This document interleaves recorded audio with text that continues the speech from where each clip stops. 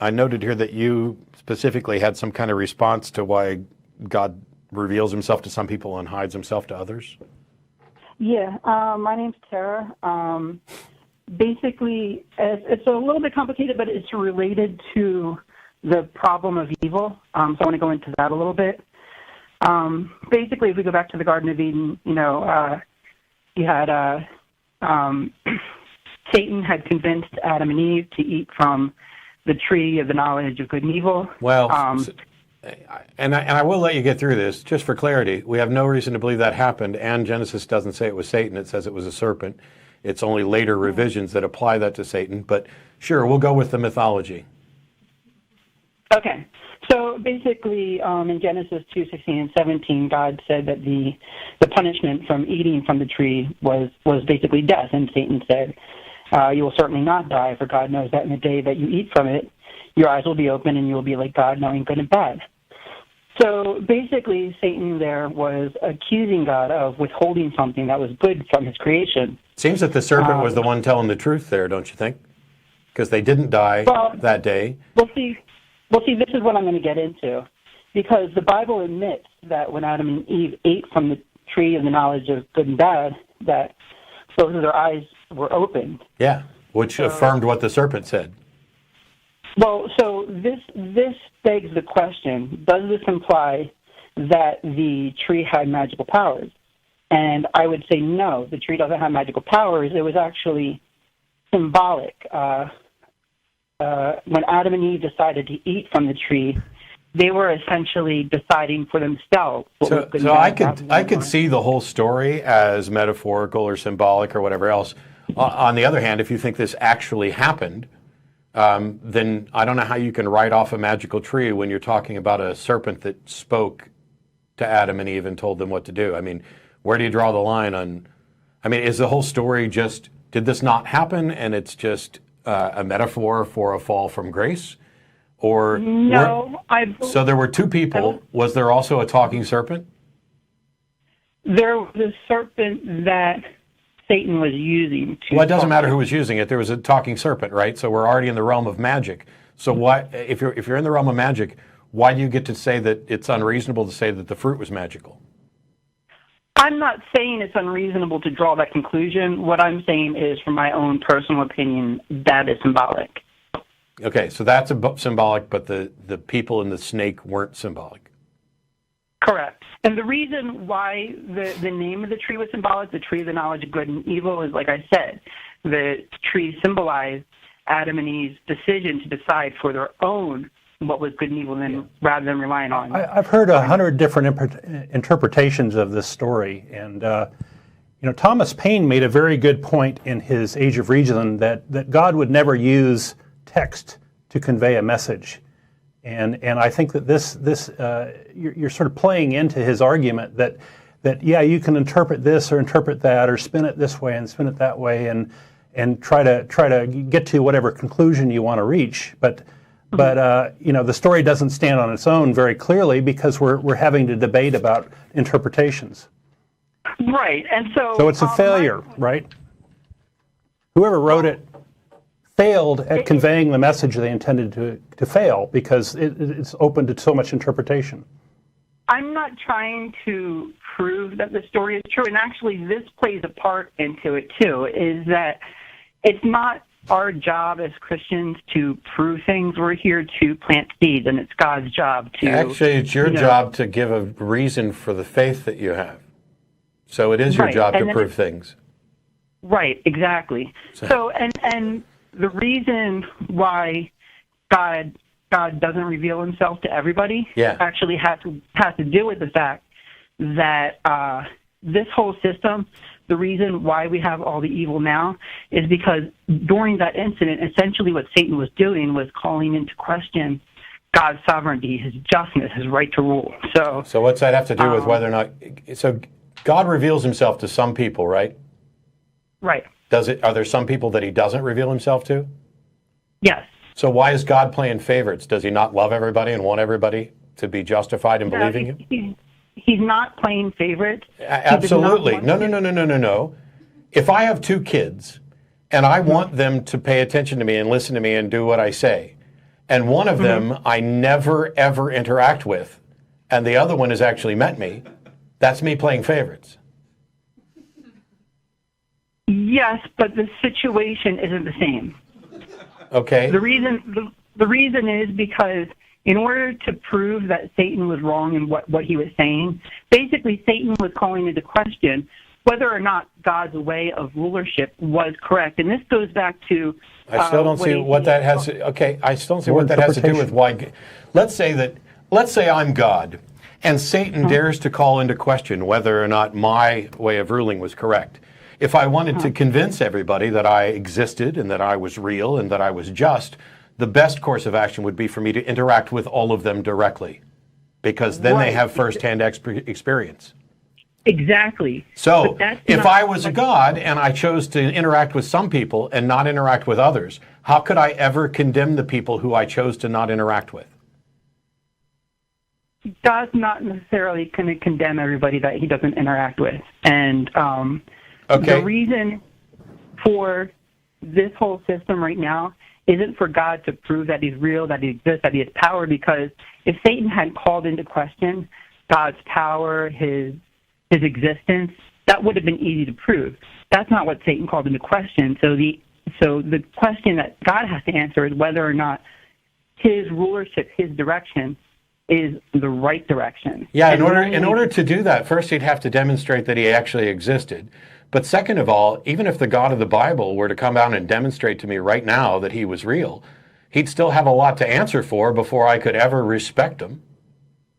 Right, and he's going to do that. The Bible says that there's going to be a 1,000-year reign of Christ. The issue, though, is about whether or not belief is justified. And until he does that, belief isn't justified, and certainly reverence and respect and adherence isn't justified. So call me back after he does that. Okay. Because until then, I don't see how anybody could have good reason to believe. The only people that really have good reason to believe are those to whom God reveals himself. And how do they know that God's revealed himself? Because I was a fundamentalist Christian for more than 20 years, was studying to be a minister. If you'd have asked me at the time if I had experienced the Holy Spirit, I would have said yes. But I now understand that that wasn't the case.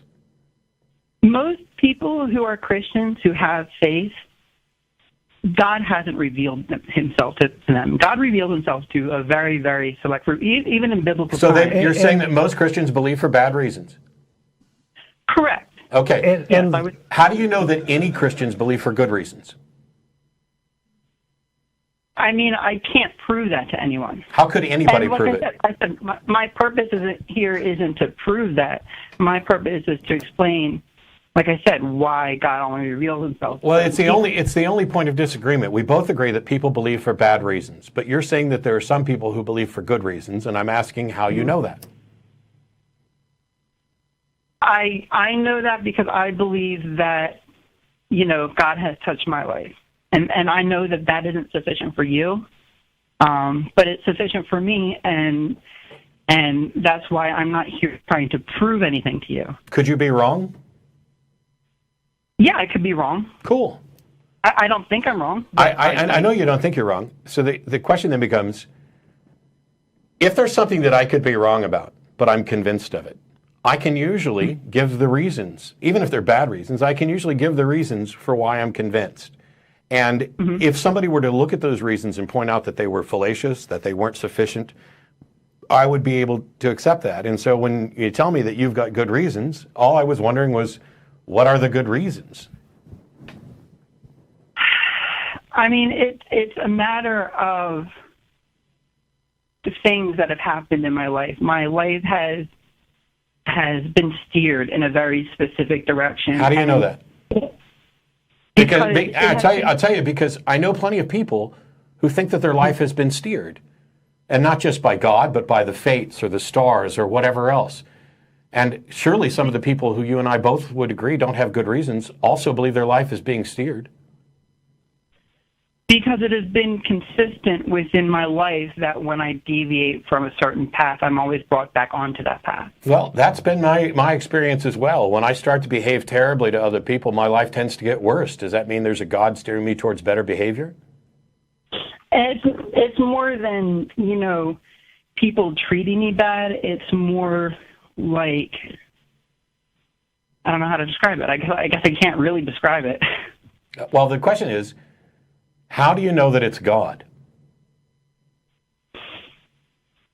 I have faith that it's God. Okay.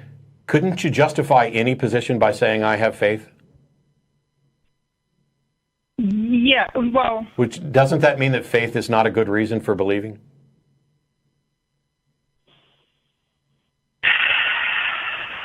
I don't think so. I think... Really? So if I tell you that I believe that white people are superior to black people, and that's a position I take on faith, you're telling me that I might have a good reason? No. Okay, so faith is not necessarily a good reason? Not necessarily. It can be a good reason. How can it be a good reason if faith can be used to justify a good position, a correct position, and an incorrect position equally? How do you tell the difference? So let's say, for example, instead I said that I believe that white people are superior to black people because I rolled the dice and I rolled a 6. Would we agree that that's a bad and unreliable pathway to a true position? Yeah. Yeah. So faith is identical to that. You don't get to say that faith can be a good thing any more than you can say that rolling a 6 can be a good thing, a pathway to truth. You have to show that it's a reliable pathway to truth. Well, faith is more than rolling the dice. Faith is also, when applied correctly, it's based on, your experiences in life. So it's strange that you say applied correctly. I don't know how you would apply faith correctly. And from the Christian worldview, faith isn't even something you use. It's something that's given to you by God. It's not like it's a methodology. And how does it change the reliability of faith? There are people who are given faith by God, and there are people who are convinced. So why would God give a useless gift to people? Because it serves his purpose. His purpose ultimately right now is to prove his point. His point being that his way of rulership is the correct way of rulership. I don't see him attempting to prove any point. How do you know that God's trying to prove a point?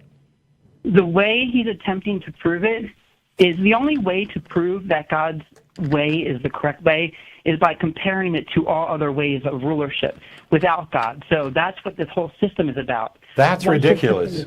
I don't have to allow every sort of rulership to be able to know which one is better than others. We can say right off the bat, without ever performing the experiment, that any rulership that cuts off the head of anybody who is part of that system is demonstrably worse without ever actually having to do it. We can think about things and evaluate the consequences and extrapolate from knowns to unknowns. It's bizarre for you to claim that the all-knowing, all-powerful creator of everything has only one way of demonstrating that he's right, and that's to let everything fuck up everywhere around so that he can come out winning. Well, you and I can justify that, and I can see where you're coming from with that, and I agree with that. Yeah, why is your God stupider than I am? That's not true. It's not true. That's not true. But so he understands the basics of epistemology, and he understands what should be convincing, and he understands what's right or wrong, but he can't reveal himself and explain it to people in a way that would bring understanding to people. If I created a simulation game and my simulations don't understand me, am I not a miserable failure?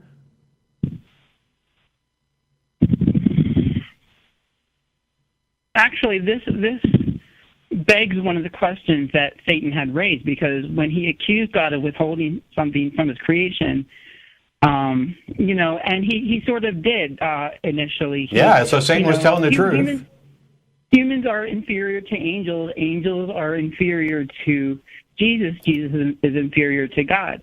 Therefore, there is a hierarchy of creation, and in order to prove Satan wrong, one of the things that God is doing is Revelation reveals that there's going to be 144,000 that are picked from the earth. Okay, now you're talking about something that isn't happening, that hasn't happened, that you have no evidence for. You're just plucking numbers out of a book.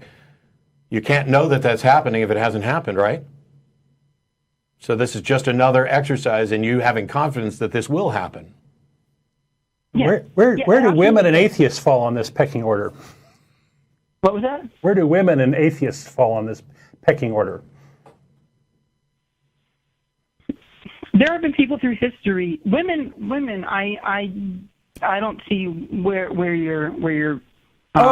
Just as soon as you establish a pecking order, you can put yourself above everybody else. I mean, according to the Bible, men are superior to women. Right. Do you buy that? I interpret this passage a little differently than other people. Well, the man's the head of the household in the same way that Christ is the head of the church. When it comes to rights, the men are the ones with the rights.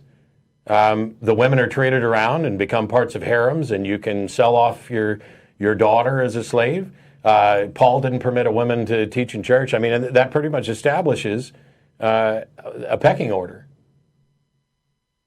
Or maybe a pecker order. Well, yeah, of course. There's always an order. There is an order. There's, Why? Jehovah's the head of everything. So according to the Bible, women would be at least marginally inferior to men, right? Do you buy that? We don't buy that, just so you know. Don's gay. According to the Bible, I should be killed. He should be killed. Are you okay with that? No, actually, I'm a trans woman, so no, I don't. Okay. Boy, I'm scratching my head here. I wonder where trans women fit on that biblical pecking order. Because I'm pretty sure that from those archaic standpoints about men wearing women's clothes, which is, by the way, I'm talking about what the Bible says, not me, you're a woman, I'm cool with all that. I support all of your rights, which makes me infinitely superior to the book that you're apologizing for. And the authors. But anybody who did a literal reading of the book that you're advocating for would put you even lower than cis women. And then, of course, anybody who's slaves is lower than that. I mean, this is the thing is what Don's talking about. If you start going this pecking order, and you're doing it all without any justification other than, well, this is my interpretation of the Holy Book. It's an interpretation, I believe, that I have been steered to by God, essentially. Okay. I don't see how anybody. I mean, I'm glad that. No, actually, I'm not glad. I really don't know what to say because you think that you've been steered a certain direction by God, and this is something that you can't demonstrate. And I don't even know how you came to that conclusion and that it's it was not even God to your steering advantage. you. How did you determine that it's not you steering you? I guess I can't really say that I have proof for that. I mean, that's where my faith comes in, and like I said at the beginning, I admit to, a certain amount of faith, and yeah, that might be irrational, but for me, it's all about caring whether or not my beliefs are likely to be true. And so I can't believe something unless there's not good reasons. And as soon as I recognize that faith isn't a good reason, then I can no longer use faith to prop up what I believe. I actually have to come up with good reasons. And when it comes to Christianity, when it comes to the Bible, when it comes to Islam, when it comes to any of the religions, not only do I not have any good reason to believe they're true, I'm not even convinced if they were true, they would be good things because they advocate for so many terrible things within the holy books. And we know that religiosity doesn't make anyone a better person. And I'd much rather deal with the world here and now and how we interact and get along and how we're going to make sure that people get equal rights and that people are treated fairly under the law, and that no religion, even if it were actually correct about some supernatural realm or what happens in an afterlife, should ever get preferential treatment over any other or irreligion. Yeah, I don't advocate for, interfering with government and all that. In fact, I stay away from government because I don't believe that my beliefs should be dictated. So I separate myself from politics completely because of that. And I don't believe in pushing my religion on other people, trying to force other people into my religion. But it is my purpose still to, spread the good news. That's part of, what I feel I've been commissioned to do. And cool. that's, all about spreading the word, and it's not about proving anything. Proof is with God. I can't do that. Well, I mean, you can give the reasons. You can follow 1 Peter 3:15 and give the justifications. Whether or not you're successful at proving it's different. But really quickly, because I'm going to move on to some other callers, what is it that you think is the good news, as briefly as you can? The kingdom of God. It's all about proving, Satan was a liar when he called into question God's sovereignty, his right to rulership. So God's answer to that ultimately is going to be his kingdom, and that's where proof is going to be available to everybody. So you can't talk about, so the good news is that you're convinced that something better will happen some other time because Satan, who told the truth in the myth, was actually lying. Yeah, I believe that good news is right around the corner. I know you don't accept natural, and you were just talking about the natural occurrences like earthquakes and stuff. But there's a storm brewing, with Trump and everything. I believe that everything is starting to come to a head, and things are going to shift drastically in the near future. Okay. Thanks for no offense, but you hear those sort of vague predictions every single year from all sorts of people. And so basically you've called in to say you're convinced that the good news is that something better is coming that you can't demonstrate. I mean, yeah, essentially. And for what it's worth, whoever picks up on that, God will, I believe, latch on to those seeds and do what he needs to ultimately, the ultimate reason why he interferes at all with the system, because if he interferes too much, it's essentially him corrupting the data, and it's God's purpose that this experiment not happen again. So that's garbage. That's like a parent saying, I'm not going to do any parenting because that might corrupt the data. The fact is that a God could demonstrate to every single person on the planet that he clearly exists and what his intentions are, and not actually force anybody to follow along. Do you believe you seem to believe that there's a Satan, right? Yeah. Yeah, so do you also believe the mythology that would say that Satan was one of God's angels? Yes. Yeah, so Satan, in your view, knows absolutely about God's power and who he is and what he wants, and still chose to rebel. So that means there can be no problem with a God revealing himself to all of us. We would still have every opportunity to rebel. And he's going to do that. Well, when he does, call back. Thanks. Okay. God's going to reveal himself. What the fuck is taking so long? Jesus told some people, there are some you still standing here who will not taste death until all these things have come to pass. And 2,000 years later, now all of a sudden, hey, there was an eclipse, and there's going to be another eclipse in 7 years. So that tells us... there's a war, an earthquake. Oh, hang on. I talked about this a couple weeks ago. There's a family member who, because the eclipse happened in North America, and that's relevant to her, and then she finds out there's another one coming in North America in 7 years. That's the 7 years that the Bible talked about, except that there's also a full solar eclipse in 2019 and 2020. They just don't happen to cross Missouri. And there were 100 of them in the last century. There's going to be 100 of them in the next century. And oh my gosh, yes, we had one of the worst hurricanes ever, and things are getting worse. But I think the odds are more likely that it has something to do with climate change than end times, considering you can go on government websites and find out the frequency of earthquakes and the frequency of hurricanes and their magnitude, and find out that yes, while some things are happening that are worse, shit's been bad for as long as we've been keeping track of it. It's a bunch of cherry picking to say, oh, look how bad everything is, but it's going to get better. Mm-hmm. And then God will reveal himself. Well, until he does, our position is the only rationally justified one, that we are not warranted to believe there's a God. If you say that later on God will reveal himself, cool. When that happens, we will then be justified in believing it. But when that happens, you don't get to say you were right all along, because you did not believe for good reasons. You believed for bad reasons. And you might as well have been predicting that you would win the lottery, and then if you do, claim that you were right all along. Getting lucky doesn't mean you are rationally justified in holding a belief. Thus saith the Lord.